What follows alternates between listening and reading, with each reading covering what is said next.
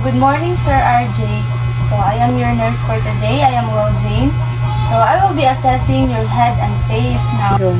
Okay, so may I ask, sir, if naa ba kay past problems sa dizziness, seizures, or headache? Yes ma'am, usahay, maglabad akong ulo. Okay, so, kanusta man ninyo mo siya ma-feel, sir? If ka na kuhan ma'am, magsakit ang ipon, usahay. Okay, then unsa may mga treatment or tambal nga imong ginainom, sir? Kuhan, Kinamic or paracetamol. In assessing the head, I began to inspect the skull for size, shape, and symmetry. Then palpate the skull for nodules or masses and depressions. After that, inspect the facial features, then inspect the eyes for edema and hollowness. Lastly, document findings in the client record.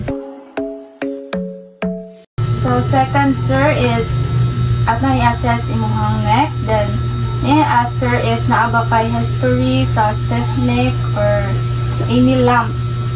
Wala ma'am. Okay, so inspect na to. Can you hold your head, sir? And to inspect the neck muscles for abnormal swellings, I asked my client to hold her head erect. Next is move the chin to the chest. Then move head back so that the chin points upward. Then move head so that the ear is moved toward the shoulder on each side. Then turn head to the right and to the left. Next, I ask him to shrug his shoulders against the resistance of my hands. Next, palpate the entire neck for enlarged lymph nodes. Then, palpate the trachea for lateral deviation. Next, stand in front of the client, inspect the thyroid gland. Then, I ask my client to hyperextend her head and swallow. Lastly, palpate the thyroid gland for smoothness.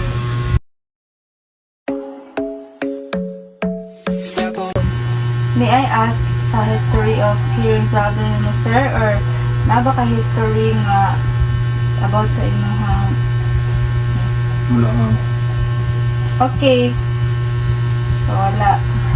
So, let's begin by inspecting the auricles for color, symmetry of size, and position. Rate the auricles for texture, elasticity, and areas of tenderness. Instead of using otoscope, I use pen light to inspect the external ear canal for cerumen, skin lesion, pus, and blood. Next, perform the watch tick test. Place a ticking watch 2 to 3 cm. Ask the client what can hear, then repeat the other ear. Okay na dong, sir. Yes ma'am. Okay. Lastly, document the findings in the client record. Okay, sir, naa pa kay history sa eyes or surgery sa eyes? Wala ma'am. Okay, then naa pa kay contact lens or glasses na ginagamit? Wala ma'am. Okay. So, current symptoms of the eye problems. Naa ba karang sakit ba imong mata? Wala sad ma'am. Okay. So, let's begin by inspecting the eyebrows for hair distribution and alignment. Next, inspect the eyelashes for evenness of distribution.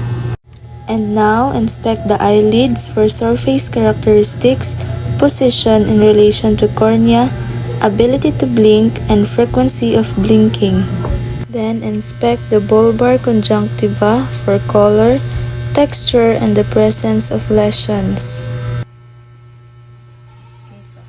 Then, inspect and palpate the lacrimal gland. Inspect and palpate the lacrimal sac and nasolacrimal duct.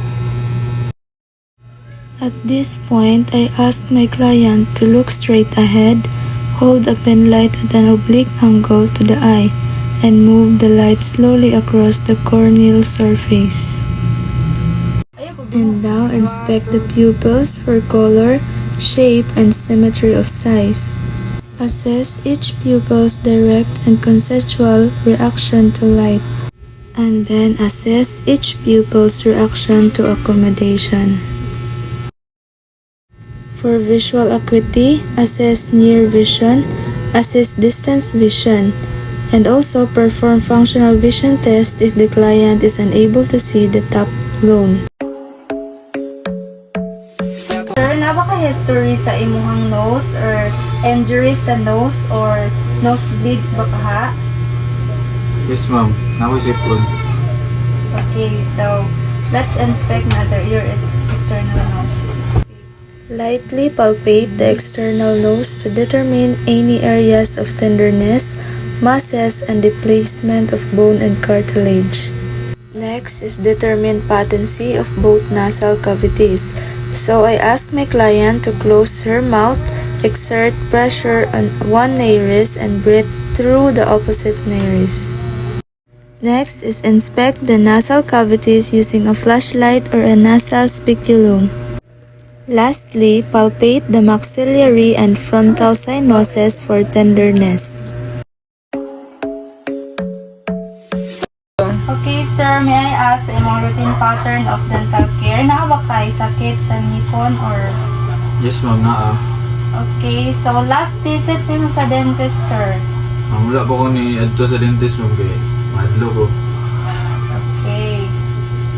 So, na pa kay mga medication nga ginom? If magsakit yung Yes ngipon? ma'am. Okay. Inspect the outer lips for symmetry of contour, color, and texture. Next, inspect and palpate the inner lips and buccal mucosa for color, moisture, texture, and the presence of lesions. Then, inspect the teeth and gums while examining the inner lips and the buccal mucosa.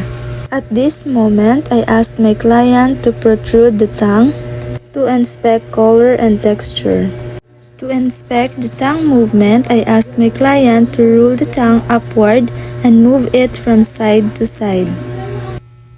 Okay. Then inspect the base of the tongue, the mouth floor, and the frenulum.